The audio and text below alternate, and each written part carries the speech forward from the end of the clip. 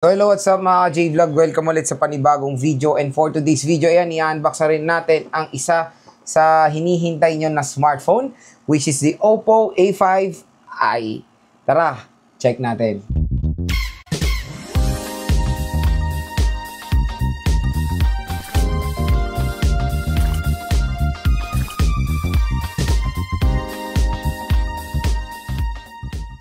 So yun mga J-Vlog, finally dumating na yung in-order natin na bagong announce din or bagong labas na smartphone ngayon ni Oppo, which is the Oppo A5i. So yun nga, doon sa ating first impressions, medyo magkaparehas ng specs ang Oppo A3X at itong smartphone na to. Pero saan ba tayo bibili ng mura below SRP na Oppo A5i? Ayan, yung view products na yan. Huwag na kayo magdalawang isip pa. I-click nyo na po yung view products na yan para ma-redirect kayo sa mura at bagsak presyo na Oppo A5i. Usapang SRP muna tayo sa device na to. So, ang Oppo A5i is mas mura siya di hamak ng konti sa SRP last year ng Oppo A3X. So, parang, to be honest, rename lang to na Oppo A3X mga J-Vlog eh. So, yun nga, yung 4GB64 neto is 4699. At yung 4GB 128 neto is 5999. Pero mga J-Vlog, nakuha ko lang tong Oppo A5i sa online dito sa view products natin ng 4,000 plus itong 4GB 128 niya. So ang laki po talaga na madi-discount niya pag bumili kayo sa online, lalo na dito sa ating link. Kaya ano pang hinihintay nyo? I-add to cart nyo na po ito habang mura pa siya. Tapos pag may voucher pa kayo, there's a possibility na makuha nyo pa to ng super duper baba sa kanyang price. So yun nga, yung specs niya nasa gilid at yun nga, inopen natin to while receiving. Syempre, binili natin sa online kaya kailangan din natin maging mapanuri. Syempre, bumili nga tayo sa legit store. Walang kasalanan yung store pero sa in transit or while in transit, there's a possibility magkaroon ng discrepancy. Kaya maganda pa rin while unboxing it, i-video nyo. Kaya kung sakaling merong problem, meron ko yung mapapadala sa online. At yung napili pala nating color mga J-Vlog, yung color din ng in-unbox natin or ni-review natin sa Oppo A3X, ang Nebula Red. So tara mga J-Vlog, samahan nyo unbox itong Oppo A5i. So ito yung box ng Oppo A5i. So very identical din naman sa mga boxes din ng mga ibang Oppo smartphones. So Oppo A5i. Sa likod naman niya, ayan no, 4GB 128GB at Nebula Red po yung color ng ating device. Sa gilid naman, ayan, Snapdragon 6S Gen 1, military grade shock resistant. Over 4 years of durability and splash resistant siya, IP54. So, open na natin ang Oppo A5i. So, again, upon receiving ito sa online, syempre, in-unbox ko na to agad at video ko while unboxing para rin security rin. Ganon din ang gagawin nyo mga J-Vlog pag bumili kayo sa online, maging mapanuri parati kung saan kayo bibili. So, ito yung smartphone itself. Yan muna natin yung content ng box. Ayan na. So, nandito si Maring Jelly Case at nakamaleta design si Maring Jelly Case. Ang ganda, oh. So, maganda yung Jelly Case niya. Ayan, si Maring Jelly Case. Upgraded na sa Oppo. Meron tayong safety guide. Si Baby SIM eject tool at quick guide. Nandito rin si Paring Brick na ilang watt si Paring Brick. Let's see. 45 watt Super VOOC flash charge. Tapos, meron tayo ditong Type-C cable. So, yun lang naman mga J-Vlog yung content ng box. Very simple lang. Next, let's proceed to the main event, yung smartphone na mismo. Ang Oppo A5i. So, ayan na siya. Tingnan natin yung color niya in Nebula Red. At yun nga nakakatawa, color red din yung binili ko sa Oppo A3X ko. So, check na natin ito in 3, 2, 1. Boom! Diba? Parang Oppo A3X din. So, ganito rin yung itsura. Yung color din na nakuha ko sa Oppo A3X. Kaya, very identical lang sa Oppo A5i. Even the specifications of this smartphone is very identical sa Oppo A3X. So, yun. Gagawa na lang ako ng phone comparo sa Oppo A3X and Oppo A5i. Ayan siya. Dual rear camera system. Ang ganda rin. Maganda talaga tong red na to. Para siyang wine red for me. Matte design. Polycarbonate back. Dual rear camera system. Pero matic isa lang ang medyo useful dyan. Ito yung flash niya. Glossy yung bandang module dito pero all goods lang yan. Yung frame niya is matte finish din. Slim design at very lightweight din itong smartphone na to. Lalo na meron siya malaking battery capacity. Yun yung nakakatuwa doon. Magaan siya pero meron malaking battery. Nandito yung power button / fingerprint scanner and yung volume rocker. Sa taas naman ng smartphone, wala tayong makikita. Sa left side is the SIM tray. Sa baba naman is the 3.5mm headphone jack, microphone Type-C port at speaker grills. Sa bibili na itong smartphone na to, good news din, meron siyang pre-installed na screen protector out of the box. So, open na natin si Oppo A5i. Ayan. Oppo powered by Android. So, syempre, habang nag-open is ilagay natin si Maring Jelly Case. So, yung nakakalungkot lang dito is hindi na natin makikita yung yung ganda ng design ng ating case. Nung color natin.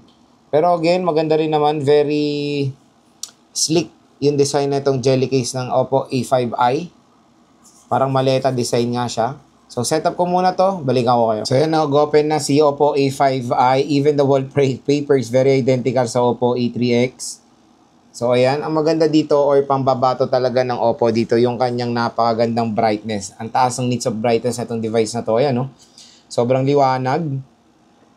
For a budget smartphone, napaka-solid yan. Parang kinaganda dito sa Oppo A5i, same price sila ng Oppo A3X, pero mas siya, bigger yung storage, kumbaga. Ayan, so punch hole display, Full HD Plus 1080 HD Plus 720p resolution. About device, ang maganda nga dito, naka Qualcomm Snapdragon 6S Gen 1 chipset siya, 5100 mAh battery capacity with 4GB of RAM. So medyo malaki na yung nakain storage niya, 26GB agad mga ka-J-Vlog. Ang dahilan din dyan is yung system storage niya, napakalaki agad, 16GB. Hindi, Android 14 pa lang pala to. So, titingnan natin ito sa full review natin. Bibigyan ko kayo ng update kung meron siyang update sa Android 15. The display. Check natin yung display niya. May sunlight mode pa siya. Is hidden. Up to maximum refresh rate siya na 90Hz. So, naka 90Hz screen refresh rate lang. Itong si Oppo A5i. So yun mga J-Vlog, na-unbox na rin natin ito finally, ang Oppo A5i. Next naman is gusto ko i-share sa inyo yung first impressions ko overall ngayong na hands-on na natin tong device na to. Number 1, yung display. Itong napaka-solid sa Oppo A5i. Same din sa Oppo A3X mga J-Vlog. Ang taas ng brightness ito. Biruin mo naman 1,000 nits of brightness ang ma-offer na itong Oppo A5i. Yung screen size is okay na okay yan for its price. 6.67 inches at HD Plus 720p resolution. Hindi na rin ako magreklamo dyan dahil solid na rin naman yan for its price tag na 4,000 plus. Ang mahalaga rin dito sa Oppo A5i na hindi pa rin natin nakikita karamihan sa mga popular brands din.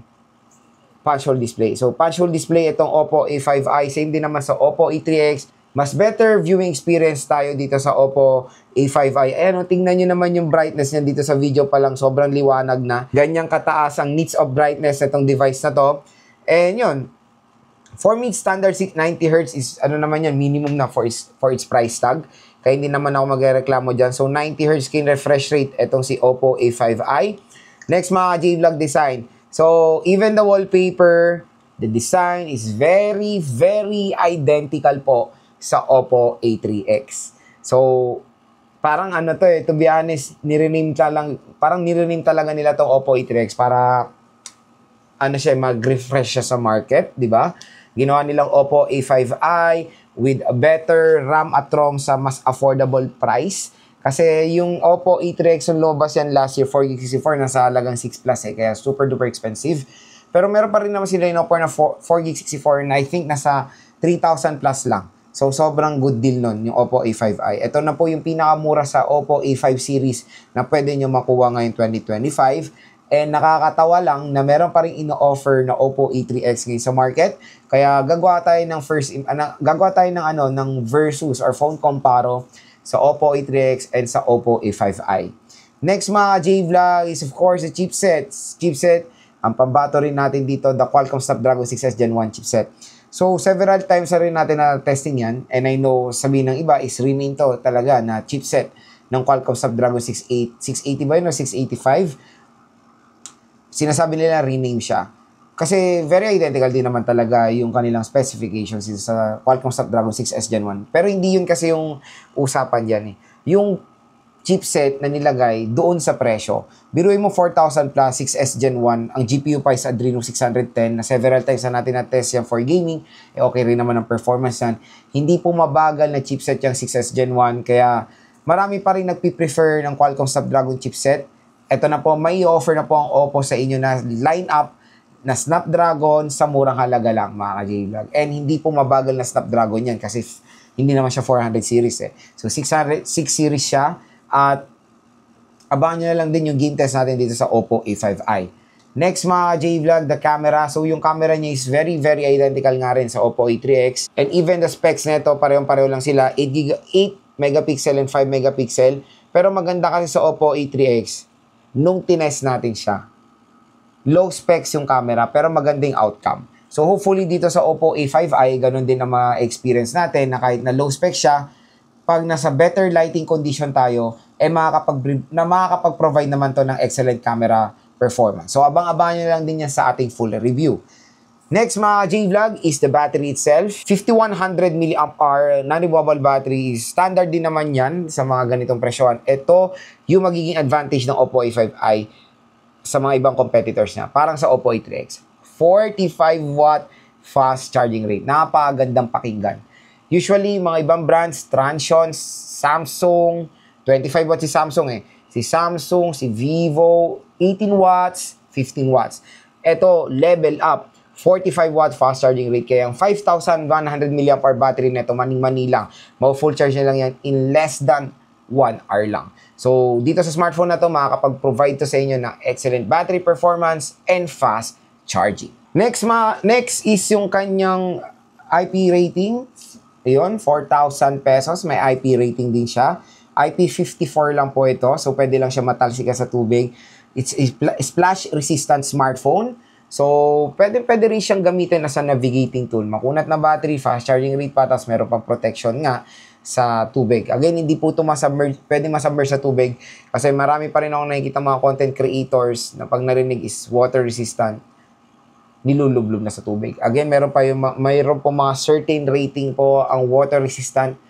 IP67 pataas ang pwede pong malublob sa tubig with certain deep and certain time. IP66 pababa ay pwede lang po yung matalsikan ng tubig with certain pressure, depende po sa taas ng rating na mo offer ng device. So, take for example, ang Oppo A5i, mababang rating, IP54, kaya splash resistant lang po ito. So, yun mga J-Vlog ang ating first impression so far dito sa Oppo A5i.